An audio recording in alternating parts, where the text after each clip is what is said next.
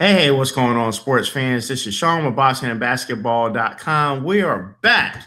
And you know what this week is? This week is playoff week. And we're here with my co-host, Matthew Rayner. What's going on, Matthew? I'm just trying to see you there through my glasses.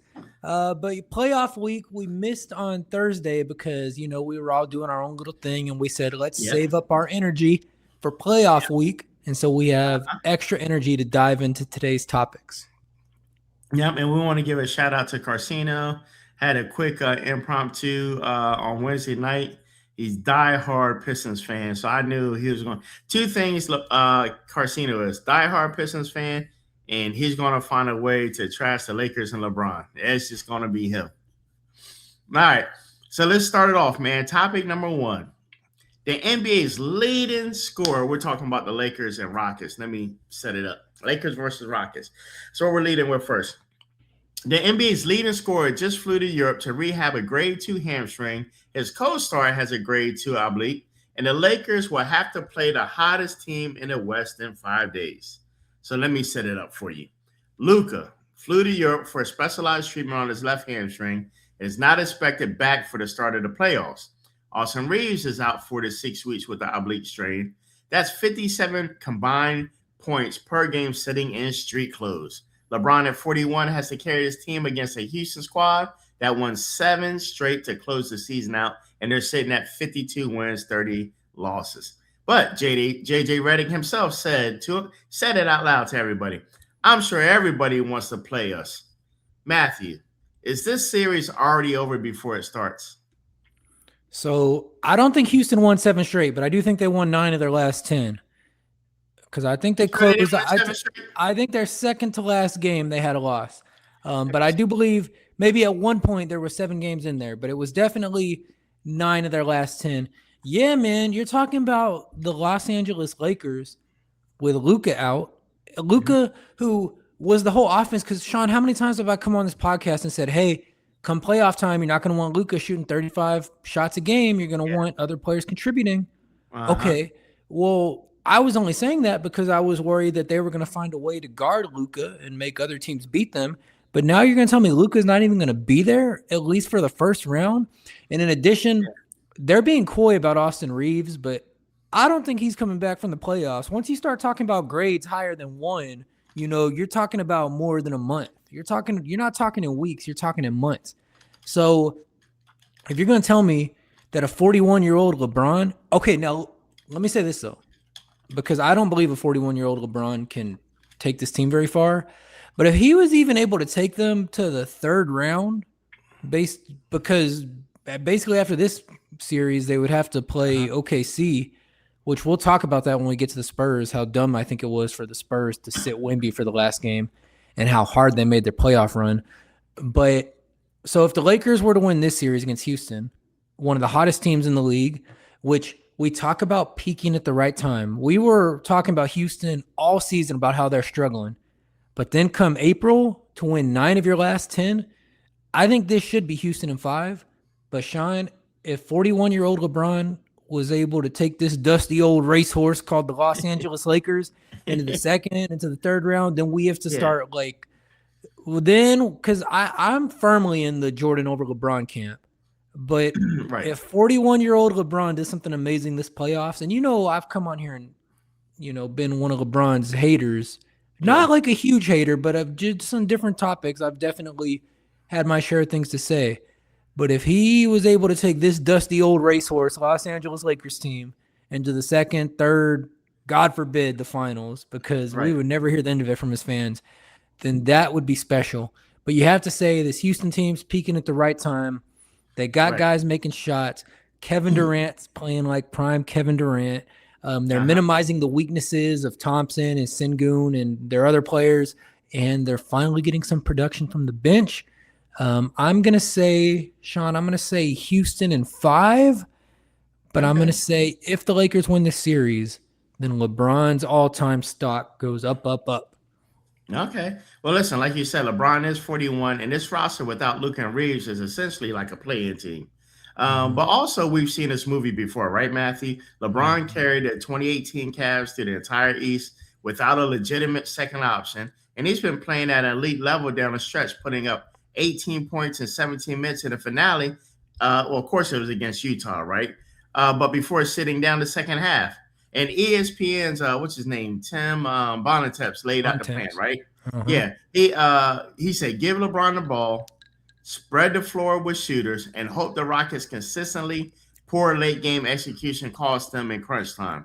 Now it's not a great game plan, right? But if anyone can will a team through a series on sheer force, it's still LeBron James. The real question, Matthew, is whether his body holds up playing 40 minutes a night for 2 weeks. Disagree. Because 2018, Sean, what year are we in right now? We're in 2026. So 2018 was 8 years ago. And yes, there was a time where you could surround LeBron with shooters and he could take you to the finals. In the East, which was historically weaker than the West, you get through one good team, whether it's Toronto or Atlanta, then you're there. That was 8 years ago, Sean. That wasn't 3 years ago. That wasn't 4 years ago. It was 8 years ago. Yeah. Yes. And so I don't think you could do the same thing. And also, he had the pick of the litter those years with the Cavs. He got to pick the best role players in the game. So, I mean, for one, besides the 1 year, it wasn't even role players because that last year it was a lot of role players. But before that, it was Kyrie. It was Kevin Love, who he even had in that last year. It was J.R. Smith. So basically, he got the best stars with him. He had Kyrie. He had Kevin Love. He had the best role players. He had J.R. Smith. They would always pivot in. I think he had Kyle Korver, right? That's what I say. They were going to pivot in some good shooters next to him. So he'd always have a Kyle Korver. He'd always have a random good backup big. He'd always have some good veteran leadership because they had the pick of the litter. This year, his co-stars, if he's going to do it with this Lakers team, his co-stars are going to be Rui Hachimura, who's good, but ideally isn't your second option, and Marcus Smart from Boston. He's going to be Rui and Marcus Smart. And so I don't think a 41-year-old LeBron with Rui Hachimura and Marcus Smart is going to take this team very far. And honestly, LeBron had his worst statistical season that he's ever had in his career. He shot horribly from three. He shot horribly from the free throw line. He had to take a back seat to Luka a lot of the year, which I don't think came easy for him. But now's his time to prove everybody wrong. Because if he takes this 41-year-old body takes this team even out of the first round, that's a tremendous achievement. Yeah. Okay. Got you. Now, remember, if somehow LeBron and them power their way through the Rockets in that first round, you got to come back there and tell everybody, I'm sorry for doubting you, LeBron James. I'd be happy to do that because I think it's almost impossible. But even if he does get that dusty old racehorse into the second round, then they got to play the Oklahoma City Thunder. So no matter what, for this Lakers team, it ends in round 2. Right. But I'm like you. I'm predicting the Rockets to take it. Man, I don't even think Lakers will get one. Well, maybe. Lakers might pull off one, right? Everybody gets one. Everybody has that little hot streak every now and then, right? I mean, even when the Raptors won the finals in Kawhi's best year, even that first series, the first round, they played the Orlando Magic, and even the Orlando Magic got one against the Raptors. So everybody usually gets one. Yeah. All right. Well, let's move on to topic number 2, the East bracket breakdown. You got the Pistons, Celtics, Knicks versus Hawks, Cavs versus Raptors. So look, the East bracket just locked in, and the two best first round series in the entire NBA are both on this side, right? So here's how it shakes out. You got the Pistons that are 16-22. The Celtics are 56-26. Await play-in winners. The Knicks are 53-29. They draw the Hawks, which is 46-36. At 3 versus 6. And the Cavs are 52-30. Get the Raptors at 46-36 at 4 versus 5. Toronto clinched with a 136-101 blowout of Brooklyn the other day, while the Hawks dropped to 6 after losing to Miami 143-117, man. So, Matthew, which East first round matchup are you most excited to watch? Okay, so first of all, if you're Detroit, You've got Cade Cunningham back. Yes. And he looked okay against the Pistons. You know, they played him limited minutes, 28 minutes, 14.7 assists, but it was good to integrate him back into the lineup before the playoffs start. And it was good to get your 60 wins. I don't know that the Pistons have done 60 wins in a long, long time, maybe since the days of Ben and Rashid. So if you're the Pistons, you like that. You like the 60 wins. You like getting Cade back. Now, which matchups am I looking at? It's tough to say because we don't know exactly what the matchups are going to be, because I think anybody can come out of those play-in games because, you know, the Hornets were the hottest team in the league. They ended up, if I'm not mistaken, they ended up the 9 seed. Okay, yeah, they're the 9 seed. The Heat are the 10 seed. Or Magic, who were one of the struggling teams but got it together slightly at the end, are the 8. The Sixers are the 7. But we don't know, depending on the play-in, how that's going to shake out. Because if it shakes out with Charlotte playing the Pistons in the first round, I think that's a tough out for the Pistons, especially if Cade's not at 100%. But if it turns out they're playing the Heat, then I think that's an easy out. If it turns out they're playing Magic, I think that's an easy out. If it turns out they're playing the Sixers, I think that's maybe a few rocky moments, but overall an easy out. But if you look at the matchup I'm really looking at, and I think I don't want to get too much into it because I think we're going to talk about it here in a second, the Knicks versus the Hawks. Because the Hawks weren't even supposed to be here. The Hawks were a losing team before they executed the Trae Young trade. Got rid of Trae. Yep. They got rid of Ice Trae, and somehow, some way, they became a better team. I mean, the Hawks probably won like 20 of their last 25 games. Yeah. So they're doing good. So they're they went 16-3 since the All-Star break. Yeah, and Jalen Johnson just won Player of the Month. So they might be 46-36, but that's a darn good 46-36. And they got a lot of different weapons. Jalen Johnson, just a walking triple-double.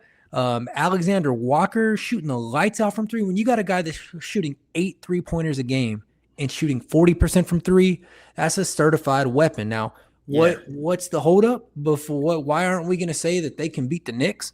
Because the Knicks have been here before.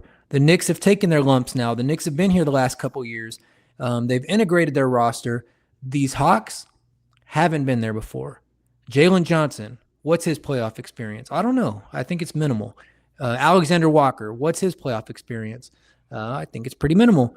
McCollum's been there before, but he's been there to a certain level. He hasn't scaled the conference finals, but he's been there. So let's see how these guys look in the first round, because I think if the Hawks come out and steal game 1 in New York, they might be the favorites to win the series. So right now, I think that's my matchup to look out for with, and I know it's kind of cheating to use the 4 versus 5, but my dark horse would be the Cavaliers and the Raptors in the 4 versus 5, just because the Raptors have maybe struggled to end the season, but I think they have an interesting group of young guys mixed with like Brandon Ingram and of course Scotty Barnes. So I think they're talented enough to win games. I just don't think they're talented enough to put it together to win a whole first round series. All right. Well, on top of that, Matthew, so Detroit and Boston, they look dominant on paper and should have handled whoever comes out of the play-in, right? But also, like you said, the Knicks and the Hawks and the Cavs and Raptors series, that's where the real action is. You know, pretty much like you said. And I told you, like Atlanta went 16-3, right? Jalen Johnson won Player of the Month, right? So they're not your typical like 6 seed, right? So also Toronto has Scotty Barnes playing the best ball of his career so far. The Cavs traded for Harden to win a series like this, but Toronto's length and the pace could give Cleveland real problems. So don't be surprised if both lower seeds push through to like 6 or 7 games. I think you have to favor Cleveland in that series. Harden's been good in Cleveland. Mitchell's still been good. All the other role players have been stars in their role. Of course, Evan Mobley anchoring your defense. And still, you know what I love is like these big men that can shoot threes. Yeah. It makes it such a whole different ball game, because not only does someone like Evan Mobley anchor your defense, but the fact that like if he's not in the post every time, because you also have Jared Allen there, who I think is He didn't play the last couple games, but that could have been just him being cute. But when you have Jared Allen playing the traditional 5 and you could play Mobley at the 4, then he doesn't have as much space to cover to get back on defense and go like cover the paint. And so whenever you have a big man that's not playing down right by the basket on offense, that's more time for them to get back and cover their defensive position. And I feel like people underestimate how important it is to have a defensive anchor big man to win a championship. And the one I always think about is Anthony Davis winning that title with the Lakers. It's so important. And it's exactly why the Spurs are going to contend for years, whether Wemby develops as much as he should offensively or not. Having that presence in the post, just scaring folks out of there, is essential, because it's the old maxim, Sean. Defense wins championships. Yeah. And the Cavaliers. You said championships. Yeah, well, it wins games, it wins defense, but they have the defense, and now having Harden on offense, because we know Harden don't play defense, but Harden is such a talented playmaker on offense, and they have so many other guys to get the job done on defense that Cleveland is a very interesting team. And if you're Detroit with a Cade Cunningham that's not 100%, Cleveland, who you're going to have to see in the second round, assuming they get past Toronto, that is not a team that you want to see in the second round. So I'm looking forward to Cleveland versus Toronto because I love Toronto's young pieces. I love what they did for large portions of the year, even though they slowed down at the end. I love their talent. I think Brandon Ingram is just a total baller, just a total bucket. Every time you see him, you're just like, the thing with Brandon Ingram is, without getting into the intangibles, he's just one of those guys when you see playing ball, you're like, how is this guy not the MVP every year? Just based on based on buckets, not based on anything else, but just when you see him play, you're just like, this guy is a bucket. What's happening in the games I'm not watching to why? And who he puts me in mind of, Matthew? He puts me in mind of Kevin Durant. The size, the length, the lankiness, can make shots. Now, he's not as pure and good as a shooter as Durant, but he's getting there, right? He's still kind of young. He's a bucket for sure, and obviously he's never going to get to that Kevin Durant level potential. Yeah. But that's his comparison that I see in terms of his game and just being able to get a bucket from anyone on the floor. Now, like I say, I've never rooted for a team that had Brandon Ingram, so I haven't watched all his games, so I can't get behind the math and why he hasn't become the star that he looks like every time I watch him play. But he's a talented guy. Scotty Barnes is a talented guy. You got so many stars in their role in that team, so many young core pieces on that Raptors team. But Cleveland should be able to get through them, and then I think that'll be the most interesting matchup in the second round, assuming no upsets. Cleveland versus Detroit. Okay, I like that. All right, so let's switch over to topic number 3. Let's look at the West breakdown. We got the Thunder, the Spurs, the Nuggets, and the Wolves, right, Matthew? So the West top 2 seeds combined for 126 wins this season. The gap between them and everyone else might be the biggest we've seen in like a decade. It's a lot of points. OKC finished 64-18 as defending champs, 3 straight number 1 seeds. San Antonio went 62-20, Wemby's first real playoff run. So Denver clinched the number 3 seed the other night by beating the Spurs 128-118, and they draw Minnesota, who's 49-33 at 3 versus 6 seed. So Matthew, is the Western Conference Final already going to be OKC versus San Antonio, or can Denver or the Wolves crash the party? I think if anybody crashes the party, it's going to be Denver.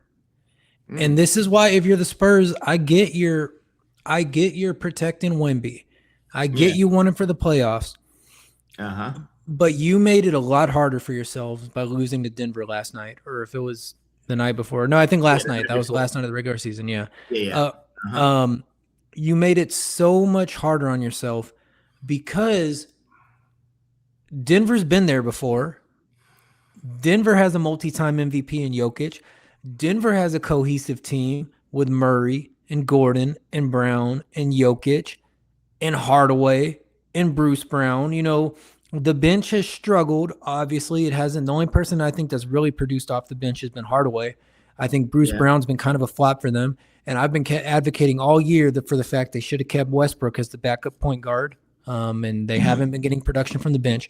But they have a main unit that's been there before that has Jokic, who's the ultimate weapon in the sport. So if you're the Spurs, why don't you play Wemby last night and beat them?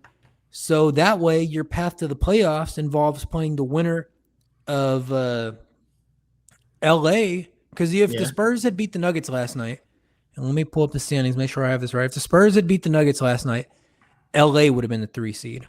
And that way, in the second round, you're playing the winner of LA versus the Timberwolves. Right. Whereas now, Denver's the 3 seed. I think most people would pick Denver over Minnesota, although you never know, because when you got a baller like Ant-Man, you can never count out a baller like Ant-Man, right? But now your path to the playoffs, if you're the Spurs, involves playing Denver in the second round, OKC in the third round. And so by the time you get to the finals, if you're lucky enough to get to the finals, you've had to go through the murderer's row of the West. You've had to go through the best teams. And I think Denver is the kind of team that if you're a young team like the Spurs that has never been there before, that's the kind of team that sends you back to level 1. That's the kind of team you take your playoff licks from. So if you're the Spurs and you're Mitch Johnson, and they know more about Wemby's health than I do, but I think maybe should have tried to win last night and played Wemby. Right. And now on top of that, Matthew, so let's look at so Joker has like 30 triple doubles this season. And Murray, he just scored 53 like a week or so ago, right? They have the championship DNA. They still have the core group when they went to the championships, right? Bro, I agree with you. They definitely the ones you got to watch out for.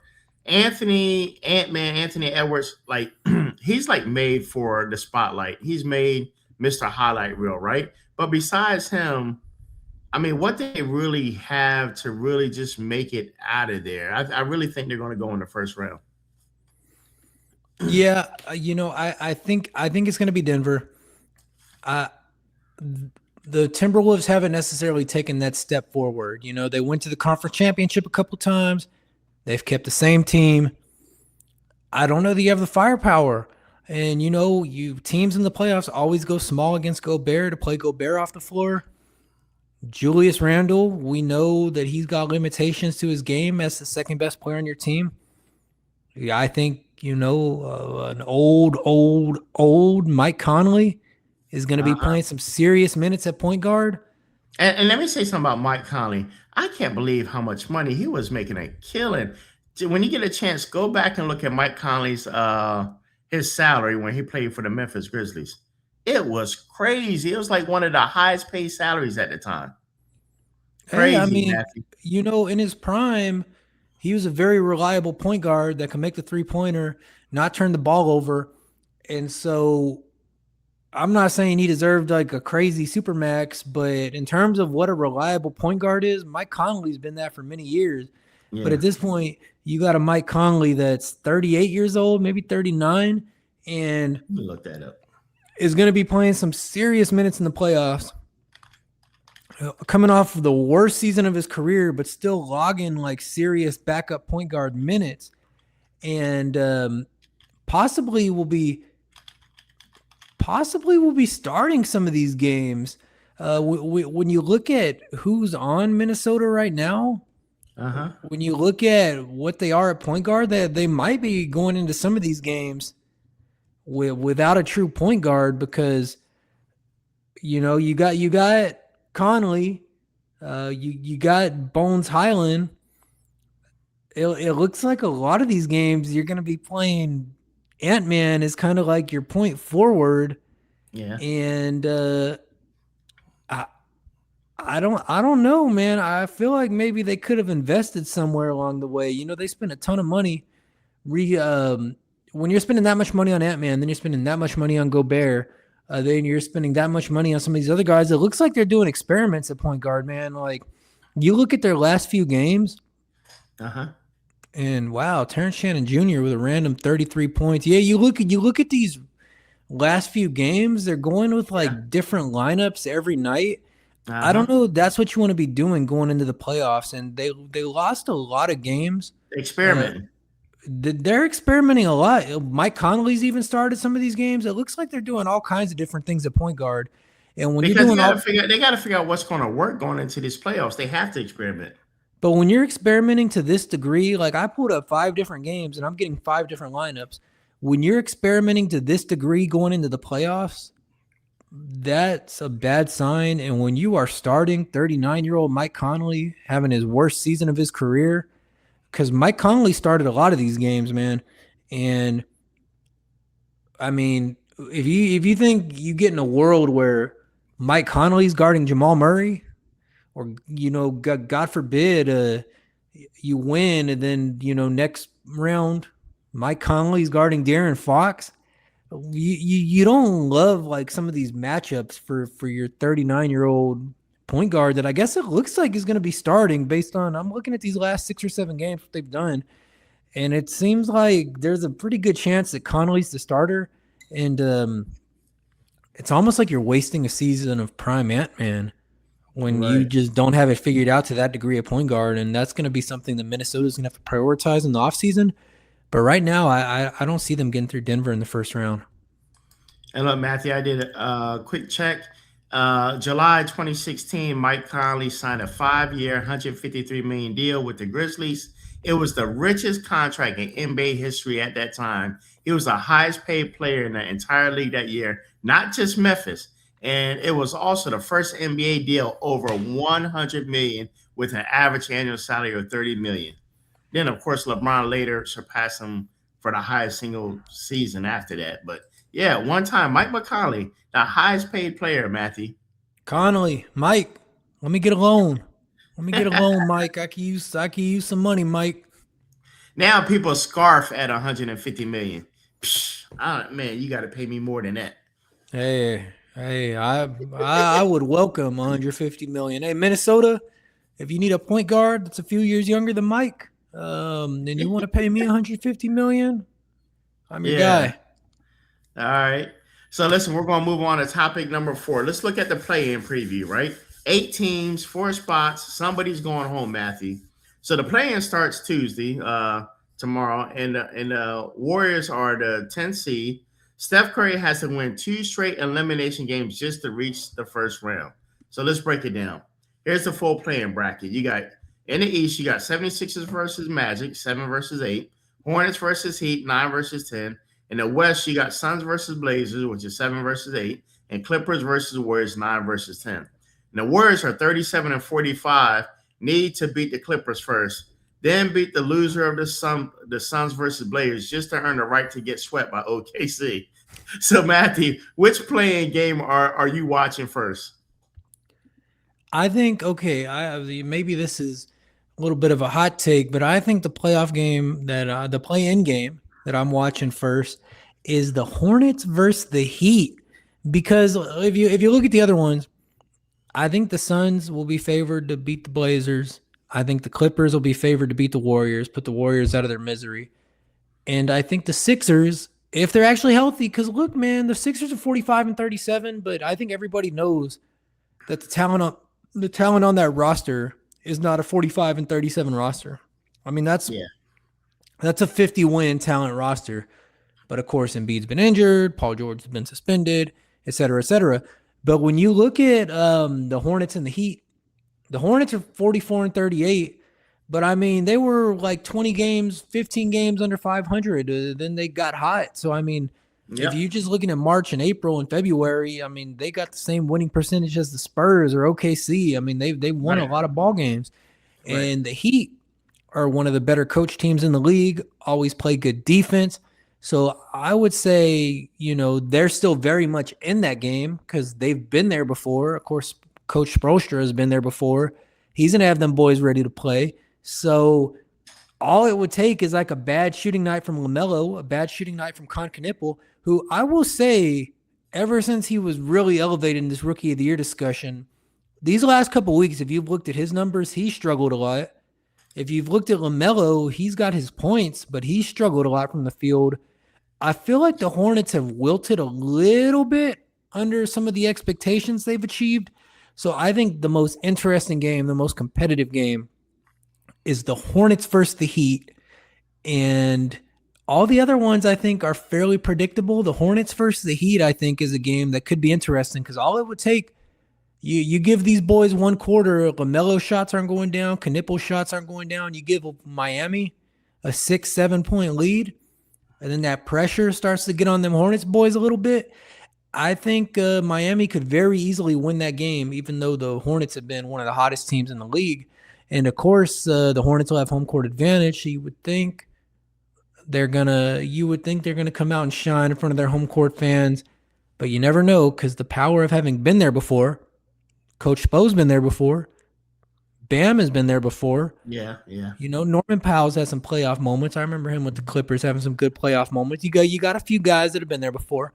Mm-hmm. And with the Hornets, a team that almost never makes the playoffs, I don't know that LaMelo, Brandon Miller, Miles Bridges, for sure, Khan, the rookie, I don't think they've ever been in the playoffs before. Right. And your starting center, Diabate, when he was on the playoffs in the Clippers, he was like the 15th man. So the only person you got on the Hornets with playoff pedigree is Grant Williams. And Grant Williams is certainly not going to be your best player for a whole entire series. Yeah. So I'm going to pick the Hornets and the Heat as my most interesting play-in game. Yeah. And look, so let's pivot real quick back to the Warriors, right? What I said. They're like the longest shot in the field and probably don't even have enough around stuff to make noise, even if they got through, right? But also, when you look at the 76ers Magic game, it might be the single most consequential play-in game. Like you said, the Sixers, they have the big three. They're healthy for the first time since January. Like you said, Embiid, Maxey, George. And if they win that 7th seed, they draw the Celtics. Now, that's a nightmare matchup for Boston, right? And then the Magic, on the other hand, they have been fading down the stretch with the 6-game losing streak. And on the other side, you got the Hornets, like you said, hosting the Heat at 9 versus 10. It's essentially a one-game season. The loser's done, right? But Con Knipple, he's going to be the must-see TV that everybody's going to be watching for to see how he shines. I do think what you said is true. If the Sixers win, I do think that's a nightmare matchup for the Celtics because if you're the 1 seed or the 2 seed, you think like in the first round, I'm going to be playing Portland. I'm going to be playing Phoenix. I'm going to be playing some team that I'm going to blow out. The Sixers have 50, even dare I say, 60-win talent. I mean, the talent is there when you have 2 1As like Embiid and Maxey.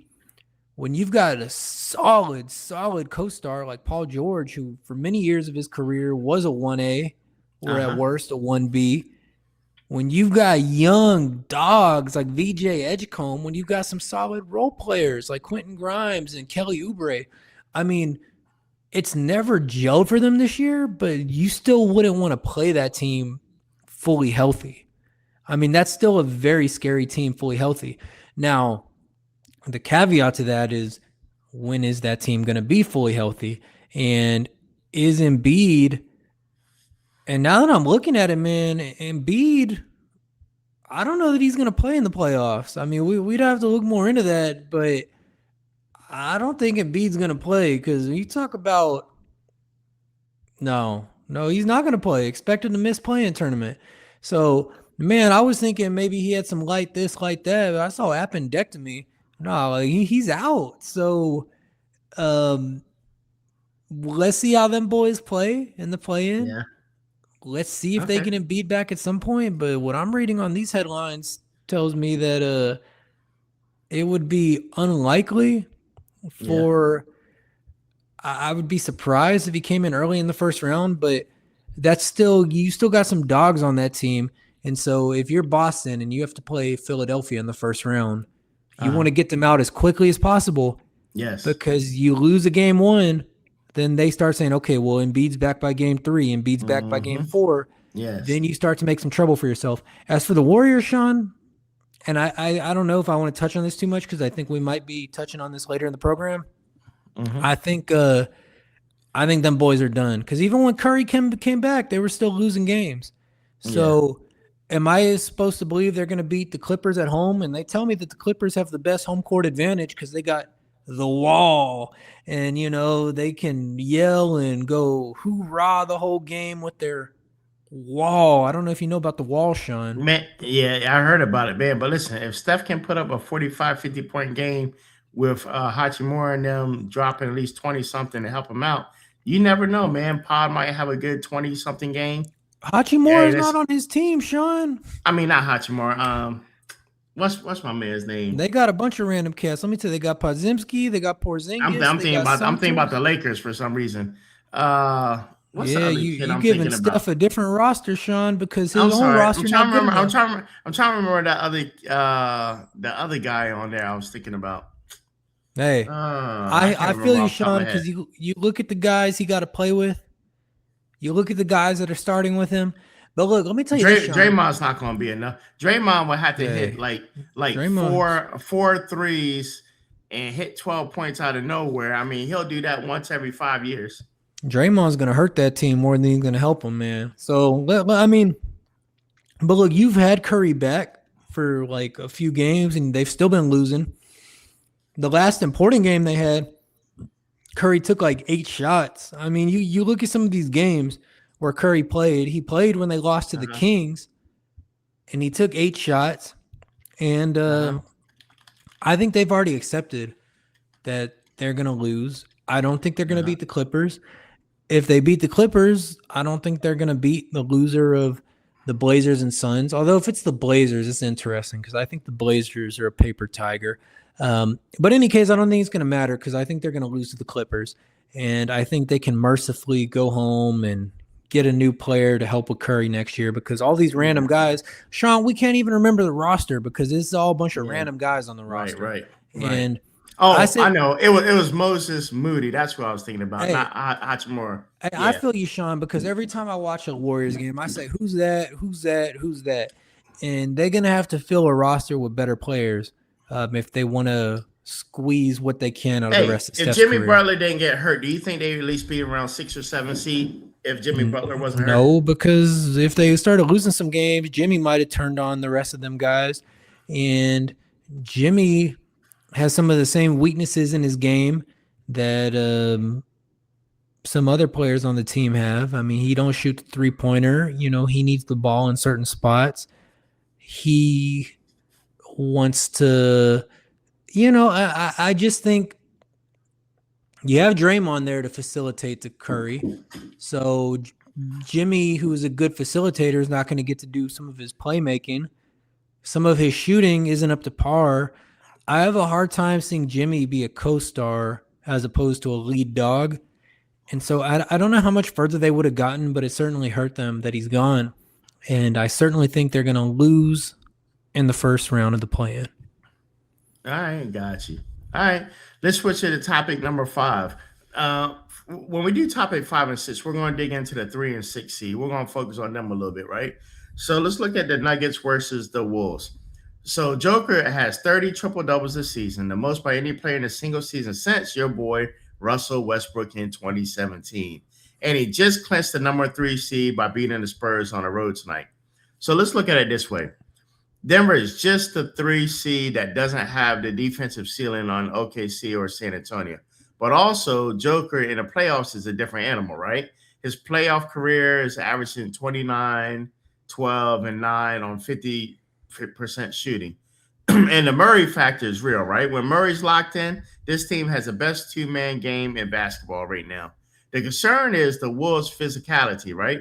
You got Rudy Gobert and Naz Reid. They're just going to try to throw bodies at Joker and make him work for every single touch he gets. And if Ant goes supernova, this series could flip. But betting against Joker in a 7-game series is just a losing proposition for 3 straight years in a row.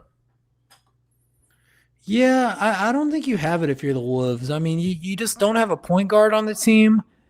And then I think Rudy Gobert is going to do his best against Jokic. They say he's a good Jokic defender, but that doesn't account for Jokic's playmaking. And so whoever is going to have the ball outside of Jokic, like Murray, is always going to have a mismatch if they're playing against Mike Conley or Bones Highland or Terrence Shannon Jr.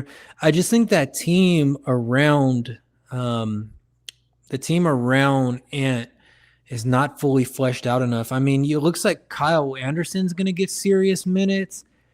It looks like Bones Highland's going to get serious minutes. It looks like Mike Conley's going to get serious minutes.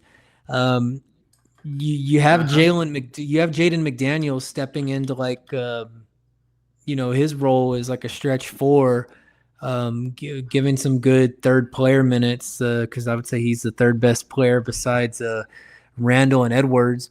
You're putting a lot of trust into Edwards as your second best player, who I don't think not Edwards, excuse me. Julius Randle as your second best player, who I don't know is a good enough second best player to make noise. And I certainly don't think so when you don't have a point guard or like a solid team built around him. I just think the Timberwolves are a weirdly constructed team.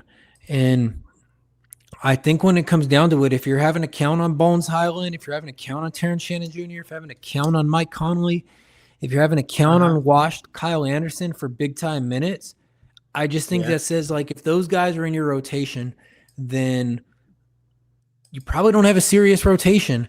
And so what happens if Ant-Man doesn't go supernova in every single game? What happens if Rudy Gobert is not giving you enough firepower on offense and is still getting cooked by Jokic on defense? Maybe not Jokic backing him down to the bucket, but Jokic playmaking around him, and then other guys having a mismatch. I don't know quite what's going on with that team. I don't think the Timberwolves have the firepower to beat the Nuggets. It feels like they've taken some steps down since they've beaten the Nuggets, and the Nuggets have taken some steps up since they lost to the Timberwolves. Now, I'm not saying the Nuggets have the best bench in the world either, but I think they have enough firepower when you think of Murray, when you think of Christian Brown, when you think of Aaron Gordon, all playing with a legend like Jokic. And then you also got some fire shooters like Cameron Johnson and Tim Hardaway. I just think they have a better constructed team than the Timberwolves, although their bench leaves something to be desired. And I wish I still saw my boy Russell Westbrook on that bench. But I'm going to say Nuggets. Ant's such a great player that he's going to give them one or two games just on his own. I'm going to say Nuggets in 6 in the first round versus Timberwolves. Okay, nice. All right. And police in your neighborhood, Sean. Yeah, I hear them back there. I rarely ever hear the police. All right, so topic number 6, like I said, we're going to talk about the Knicks versus the Hawks, 3 versus 6, right? So the Knicks had the best defense in the East since January. The Hawks had the best record in the East since the All-Star break, but something's got to give, Matthew.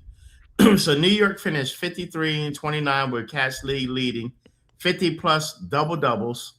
Jalen Brunson averaging 25 a game. Atlanta went 16-3, like we said earlier, since the break, with Jalen Johnson averaging 22, 8.5, 8.5 in March. The season series was split. So, Matthew, who wins this series? The Knicks defense or the Hawks firepower? I don't know, man. The Hawks were hot. Then they lost a few to close out the season, including a home game against your New York Knicks. So, I mean, the Hawks were extremely hot. The Hawks probably won 20 of 25. Then they started losing near the end of the season. You don't want to peak too early because we've seen that story happen every year.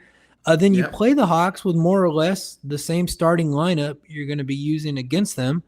And, man, when they played the Hawks, their bench just didn't show up. They got – right. When they played the Knicks, their bench just didn't show up. They got 8 points from their bench. 5 points from your boy, Jonathan Kuminga, 2 for 6 in 22 minutes. And then they got 3 points from Zachary Ricochet, and they got 0 from Gabe Vincent and 0 from the rest of the bench. And that's despite their starting lineup playing more or less pretty good. And Alexander Walker's 36 points on 7-11 from 3. Jalen Johnson, dang near a triple-double. Well, 21, 11, and 5. CJ McCollum, a bad shooting night, putting up numbers. But both of those teams in that game more or less played their starting lineups. And New York did the job, and Atlanta didn't. And when you look at New York, it's a well-rounded team because in your 1A and 1B, you have an all-star Little, and you have an all-star big. And so Yeah. you have your Jalen Brunson, who's dominating around the perimeter, giving you 26 and 7. Then you have Cat, who's not a traditional big man dominating in the post because he can get his shot in the post, but he's one of the best three-point shooting big mans of all time. And when you factor that in with just like a Mr. Reliable, like Mikal Bridges, who's going to play every game, but also play pretty good in every game. And then you're going to have a guy like Josh Hart, who's going to be just a total pest for you. Then you get OG Anunoby, who on most teams might be their second or third best player, but is like a luxury for New York for him to be their fourth or fifth best player. You got a great backup big in Mitchell Robinson. Your depth on the perimeter is a little light. I don't like Landry Shamet getting big minutes, but if he's shooting 39% from three, then, let the man play because, when I last watched Landry Shamet, he was having some struggles on defense, but so 23 minutes a game seems like a lot of Landry, but they're making it work. So they've got the star players. They've got the stars in their role. You would say Atlanta's been pretty hot, but Atlanta versus New York, I think 80, 90% chance New York wins. I will go with the New York Knicks in 6 games. If you pulled my leg a little, I could say 5 games. Okay. Got you. All right. So listen, so we know home court kind of matters, right? So the Knicks are 3 versus 6. So of course they got the home court advantage, right? But you just talk about the lineup: Johnson, McCollum, Kuminga, Daniels, Alexander Walker. They've been like the best 5-man unit in the league since the trade deadline. They've had 6 guys, Matthew, that can score 20 points on any given night, which still makes them incredibly hard to game plan for, right? But like you said, the Knicks counter with Cat, who is a matchup nightmare against Atlanta's undersized front court, and Bronson, who lives in the mid range, right? But this series might come down to whether the Hawks can generate enough stops to keep pace with the New York's half-court execution. If it goes 7, we'll see. All I'm going to say is both teams treated that last regular season matchup against each other like a playoff game. Right. And not only did New York win, New York won, then started Atlanta on a little slump where they lost 3 of their last 4. So if we're judging based on the game a week ago, then you got to say New York's got to be the favorite. Got you. All right. So, Matthew, real quick, we're going to do something a little bit different. I haven't done this with you before. Rapid fire round. All right, Matthew, rapid fire. 1 sentence answers only, right? Just 1 sentence answers. You ready? Lakers, Rockets. How many games does this series go? Rockets in 5. Okay. Name the team most likely to pull off a first round upset.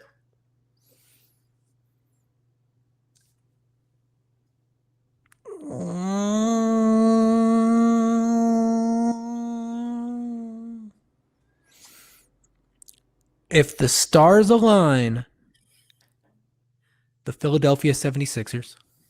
All right, got you. All right. If Warriors make it, the Warriors make it through the play-in, yes or no? Absolutely freaking. Notice I didn't swear. Yeah. Absolutely freaking not. Okay. All right. East Finals prediction. Give me 2 teams right now. Okay, but I'm going to go mainstream. Oh, that's more than 1 sentence. Celtics first.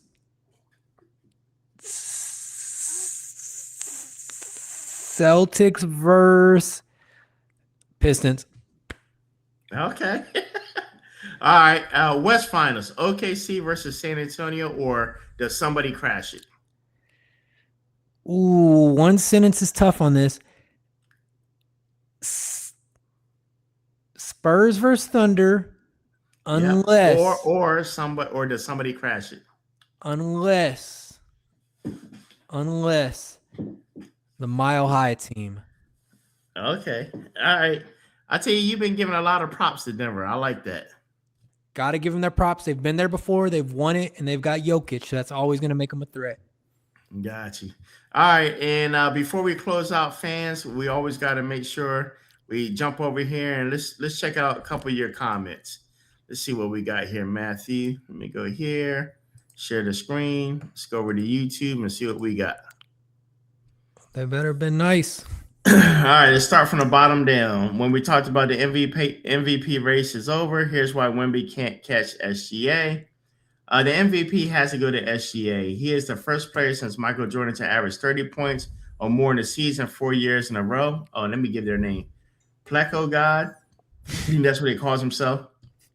He surpassed Wilt Chamberlain's 20 points per game record. The Thunder are finishing out the season 19-1 and have home court advantage through the playoffs. Pleco God, what up, baby? Nah, I think unfortunately, I've been stumping for Wemby all year. I think Wemby slowed down and missed some games just at the right time for FTA to secure the award. I think I'm pretty sure that Pleco God is right. It's going to be an SGA MVP.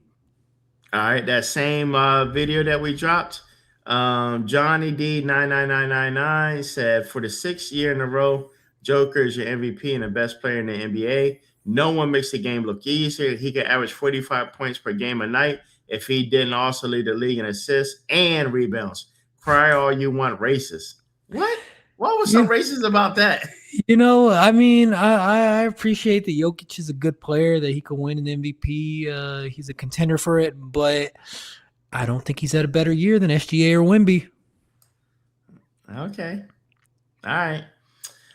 Same thing, boy. People really commented on this when Draymond said that Wemby can't catch SGA. Desus Murday established EST. SGA is nothing special. He can score a lot, but that's it. There have been many like him. SGA has the best team around him, and he is the free throw merchant. He sounded like you. Was this you under disguise, Matthew? Joker is a phenomenon. He is one of a kind. He averages triple doubles. Is truly crucial for Denver. He is the most versatile center ever and has the highest basketball IQ ever. No one even comes close except Bird. SGA is just a very effective scorer and a great team. Have you noticed they're talking about SGA and Joker a lot? They're not even mentioning Wemby in none of this. That's interesting because when they polled the players, the poll of the players had SGA and Jokic and Doncic to a lesser degree, but not Wemby. But, I'm still rolling with my guy Wemby as second place. But I do agree with that last guy about FTA being a free throw merchant. Yep. All right, the other one guy we got when we talk about the Cooper Flag versus Con Knipple Rookie of the Year conversation. Tubbs, the accountant, nice name. The only thing in Con's favor, one, efficiency. He is assisted on 93% of his threes and only creates his own shot 26% of the time. 2, team record. Literally never a consideration in Rookie of the Year until this season. If it was a consideration, why did Wemby win over Chet?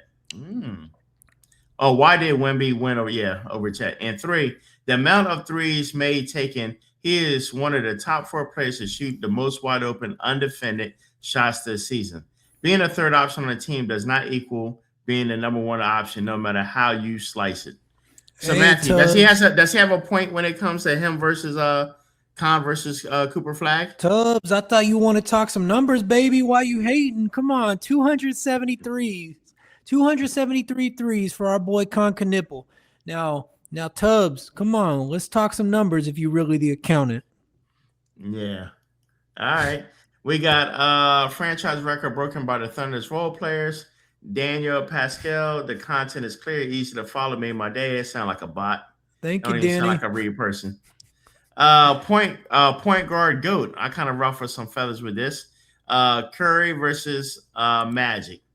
A moon point. This is not. Oh, let me open that up more. Said this is not a conversation. Not even a conversation. Magic made 9 finals and 12 full seasons he played in the NBA. He has 5 championships, 3 finals MVPs, winning his first as a rookie. He was a triple-double machine and was a floor general of Dynasty. Magic did change the game and did it for the better with big point guards who would pass first. The man was the Showtime Lakers. Steph's leadership is not comparable to Magic. He finally won a finals MVP in his 4th championship. Steph's shooting has revolutionized the game into the lane 3-point contest because now everyone thinks they can shoot it and must on almost every possession. I feel for Ant-Man. He is a professional athlete who doesn't know the history of the sport. How does he expect to master the sport without knowledge? Damn, darn. I mean, look, man. Because Ant-Man is the one that brought that up, saying that he believes that Steph was better than Magic. I think it's pretty clear that Magic impacted the game more as a point guard. Steph has impacted the game more as a shooter. Steph is the best shooter of all time. Magic is the best point guard of all time. How hard is that? All right, there you go. Once again, when we talked about Steph Curry over Magic Johnson, Paul the man bro 9415 said, "My type of debate, solid. Y'all popped up on my feed. I dropped the sub. Keep these coming. Paul, Appreciate it, Paul. you the man, bro. Yep. SJ happy because OKC's bench is that good. Just got like a emoji face. I And the don't like last one, that face. OKC and San Antonio should be worried about these Rockets. Tom Pratt, 7125. Oh, please. Nobody's worried about Houston. Nuggets, Spurs, Thunders are all clearly better teams. What you think about that, Sean? I know you're doing the show from Houston right now. Yep. Tom Pratt, you will be suspended off of my channel. Nah, I don't know. We'll see. You're all right. Those three are the top teams. I don't really see Houston getting past them, but I don't know. You never know. I never say never. Let's see how Houston looks against LA. Then we'll be able to make more of a judgment. Yep, there you have it.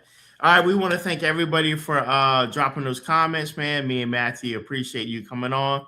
Make sure you keep liking, subscribing, share the channel, tell your friends about it. We come on live on Mondays and on Thursdays. Usually at 8. We had a little difficulty a little bit earlier today, but usually at 8 o'clock you'll catch us. And listen, man, keep those comments coming. We're always going to drop it on here, man, so y'all can get a little bit of shine also. Listen, man, we keep telling y'all over and over, do not be afraid to drop a comment down in the live comment section. We want to hear what you got to say. Debate us through the chat if you want. And if we have time, we'll bring you on as a third person. We can easily drop people in there. All right, Matthew, what do you want to say to the people in closing? Hey, it's the best time of the year. It's playoff time. So we have to remember, man, a lot of people be hating on basketball these days. A lot of people say basketball's falling off, too many foul shots, too much complaining. But this is our time of the year. So let's try to enjoy it and not have too much negativity. There you have it. All right, till next time, me and Matthew, we are signing out.